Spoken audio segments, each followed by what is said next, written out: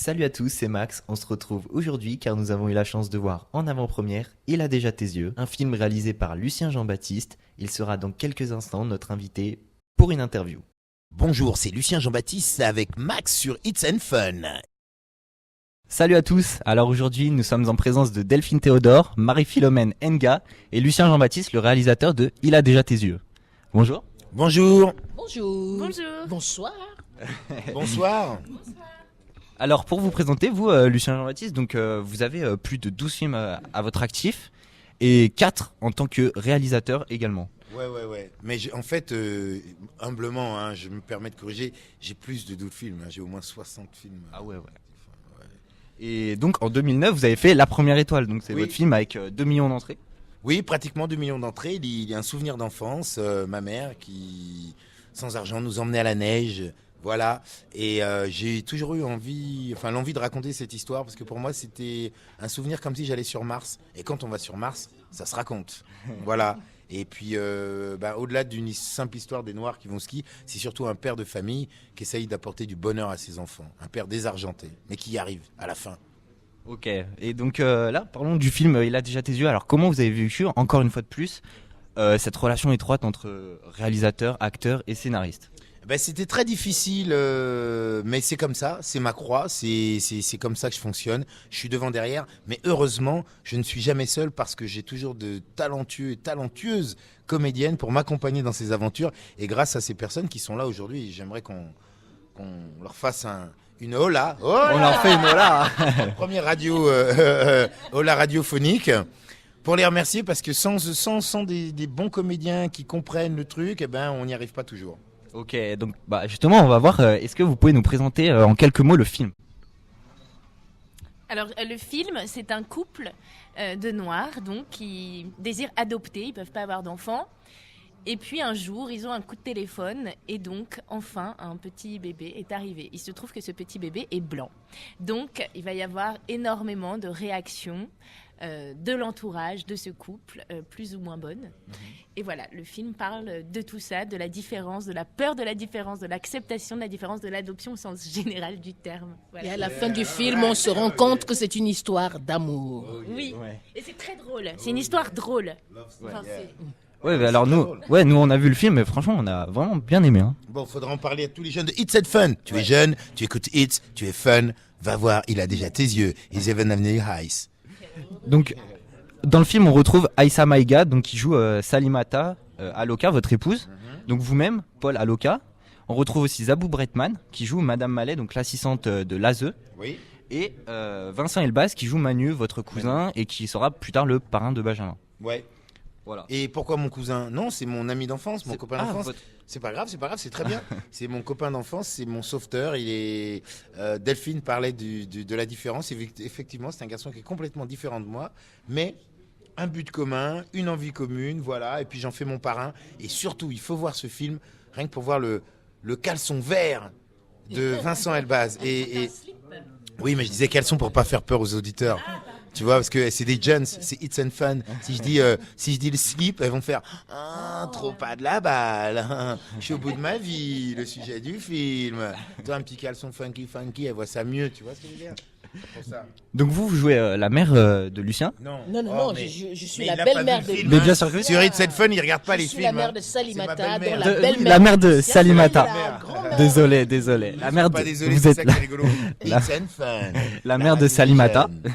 Et donc vous, Prune, vous êtes l'amie de Salimata. de Sally, Voilà. la meilleure amie de Sally. Voilà. Donc Prune, qui est une working girl, un peu qui est une avocate, qui elle a un peu plus privilégié sa vie professionnelle que sa vie privée. Donc à contrario de sa meilleure amie, qui elle construit une famille, tout ça, Prune est célibataire. Et donc peut-être qu'elle va faire la rencontre. Ou Prune Je parle uniquement de mon personnage.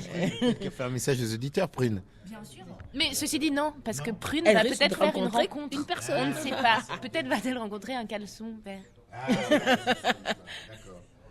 Donc autre question, d'où vient cette thématique un peu décalée d'une adoption d'un couple noir obtenant un enfant blanc? Oh, en résumé, c'est un pitch qui traînait et puis des producteurs nous ont réunis à 3 et pas la ville. Hein. Quand pas la ville non plus. Pardon. Ils nous ont réunis à 3 et Et on a écrit cette histoire en y mettant chacun d'une autre pour Marie-Françoise Colombani, elle qui a vraiment adopté. Moi qui ai des enfants métis qui ne me ressemblent pas du tout, voilà, pour parler de la transmission et tout ça. Et puis voilà, on a trouvé que le sujet de l'adoption comme ça, d'aimer un enfant qui est différent, qui vous ressemble pas, qui n'a pas vos yeux, dont vous ne connaissez pas l'histoire, eh bien, n'est-ce pas ce que nous faisons tous les jours en se croisant, en croisant des gens qu'on ne connaît pas, dont on ne connaît pas le passé, etc.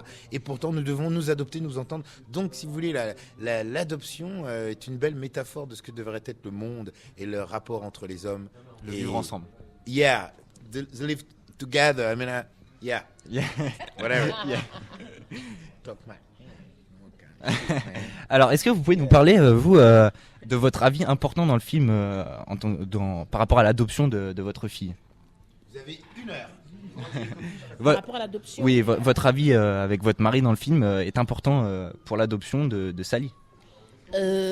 Mamita, mon personnage, elle est assise entre deux cultures, hein, entre deux rives, entre la tradition d'où elle est arrivée de sa contrée lointaine d'Afrique et la modernité. La tradition qui représente, si vous voulez, son mari, l'Afrique d'où elle vient et la modernité, ses filles qu'elle va pousser absolument à aller à l'école. Et ben voilà, elle est obligée de se résoudre au fait que sa fille ne peut pas avoir d'enfant et d'adopter. Seulement, elle a un type précis, quoi. Elle voudrait pas. Vous qui avez vu le film, elle ne voudrait pas un type précis d'enfant. Elle a, comment on dit ça? Mamita, elle ne s'attend pas à avoir un petit bébé blanc, ouais, on peut le dire. Ouais. Et ben voilà, donc. Et puis ils étaient très ouverts à toute proposition aussi. Ouais, mais elle n'était pas au courant, Mamita. Ouais. Pas du tout au Ouais. courant, mais c'est la grande surprise quand elle apprend que eux, ils ont choisi. Mais elle va tenter de tout faire pour que ce petit puisse retrouver sa famille de naturelle, ses parents qui l'ont abandonné, en allant voir un marabout à la mosquée pour cela. Mais hélas, et finalement, elle va tomber en amour avec ce petit qui va devenir son petit-fils, véritablement. Ouais. J'ai vu une interview de Aïssa Maïga sur Première Outre-mer et elle disait que Lucien Jean-Baptiste choyait les équipes, que ce soit acteurs ou figurants. Comment est-ce que vous avez vécu cette relation avec l'acteur-réalisateur? Lucien? Ouais. Oui, alors c'est ça. C'est que déjà, c'est notre. Avant, il ramait, maintenant, il a mis un moteur, mais ça va pas tellement plus vite. Bref. Non. Ce qui est assez intéressant, effectivement, c'est parce que Lucien, avant d'être réalisateur, c'est un acteur. Ouais. Donc, assez intéressant de travailler avec quelqu'un. Oui, vas-y. Vas-y. Non, Vas-y. Quelqu'un qui connaît, qui sait exactement comment vous orienter, comment vous guider, qui sait les émotions, voilà, tout simplement. Vas-y, Delphine. Oui, et puis aussi le fait que ce soit notre partenaire de jeu, du coup, puisqu'il est acteur, il joue avec nous, donc il y a une grande complicité qui se crée déjà, comme elle se crée entre tous les acteurs. Et en plus, c'est notre réalisateur, donc il y a un lien encore plus fort, doublement plus fort. Et Lucien est spécialement généreux, bienveillant avec tout le monde, il responsabilise toute l'équipe, il fait attention à chacun. D'ailleurs, ça se voit aussi dans son film, puisque chaque second rôle, quelle que soit la partition, est bien traité. Enfin, il a un regard fort sur chaque personne qu'il croise. Et c'est ça sa force et sa générosité. Et il faut dire qu'avant, dans le tournage, même nous avons eu des séances de préparation, vous voyez, pour Lucien nous a guidés, on a préparé tout cela, nous a rassurés. Et puis, comme dit Delphine, vraiment, Lucien, généreux, c'est au-delà de lui-même, c'est pas quelque chose qu'il fait instinctivement, c'est ce qu'il est véritablement. Ce qui fait que sa belle générosité, sa belle énergie contamine tout le monde, toute l'équipe, même, je suis sur les décors aussi. Et donc, ce qui fait que sur le plateau de tournage, tout est magnifique, vraiment. Le plus beau tournage, quoi, pour ma part. Ok, merci.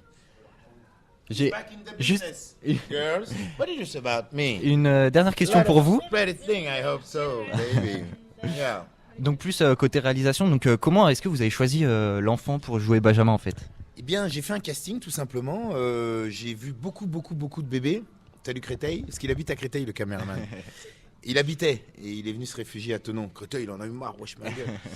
Et en fait, j'ai fait un casting où j'ai vu beaucoup de bébés. Mais là, j'ai vraiment eu de la chance parce que les parents, Greg et Julie, vous l'entendez tous les soirs, ça. Greg et Julie, eh bien, ils ont été formidables. J'avais vraiment des super parents qui ont compris ce qu'était un tournage, la responsabilité. Donc, cet enfant était formidable. Il s'appelle Marius. J'ai fait un casting, un grand casting, et de nombreux enfants sont venus. Moi, il me fallait absolument un blond aux yeux bleus, pour le contraste, évidemment. Et j'ai eu la chance, car tout en faisant le casting, je regardais surtout les parents. Car un enfant, c'est aussi et surtout les parents. Ouais. Et là, Greg et Julie étaient des parents formidables, équilibrés, comédiens, d'autant plus. Donc, ça, c'était assez formidable, parce qu'ils savaient ce qu'était un plateau de tournage. Donc, ils préparaient le petit. Vous voyez que ça vous ennuie? Les filles, si, j'ai vu. Vous avez commencé à regarder ailleurs. Vous dites, là, on arrive en bas de la page. On va tourner. On va tourner. Toi aussi même. Donc, bref, donc Greg et Julie, ils ont été formidables parce qu'ils ont vraiment accompagné leur enfant. Ils lui expliquaient les scènes qu'il allait tourner, etc. Même les scènes les plus dangereuses avec Prune. Ouais. Et donc voilà, donc ça s'est divinement passé. J'ai eu beaucoup de chance. On avait prévu des effets spéciaux, des choses comme ça. Eh bien, on n'en a absolument pas eu besoin. Le gamin, il était là, pile poil top au top. Ouais, très bien. Formidable. Et donc, tout ce succès depuis quelques années de votre côté, est-ce que ça n'amènerait pas à une suite de la Première Étoile? Est-ce que vous y pensez? Sûr. Si, mais succès, moi je me bagarre, vous savez, je suis une espèce d'artisan du cinéma. Succès, je sais pas, j'ai la chance que l'industrie pour l'instant me tolère encore, donc je peux encore faire des films. Maintenant, il est vrai que, oui, la suite de la Première Étoile, oui, on est dessus, on est en train d'y travailler et j'espère que ça sera pour décembre 2017. Voilà. Très prochainement. Et pour l'instant, on cherche le titre. On a énormément de mal, on réfléchit. Ah, mais oui. Putain, mais c'est tellement évident. On est con. La Deuxième Étoile. Mais oui. On va l'appeler Deuxième Étoile. Je crois que, bravo, c'est à It's and Fun que nous avons trouvé le titre de la Deuxième Étoile. Et si on fait une autre suite, on l'appellera comment?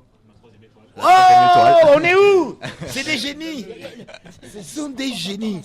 On est avec des génies, des hommes de pub, de marketing, des hommes de com. Yes, bravo. Alors que les deux filles, je leur demande depuis le début comment je pourrais appeler la suite de la Première Étoile. On ne sait pas, la Première Étoile 2 ou 2 fois la Première Étoile. Ils cherchent, tout le monde cherche. Tout le monde se creuse la tête et on arrive ici. Bingo. Bon bah merci beaucoup. Toi, moi, ouais. La Deuxième Étoile. Ouais, bon, ouais franchement. Ok. Ok. Yeah. Ouais.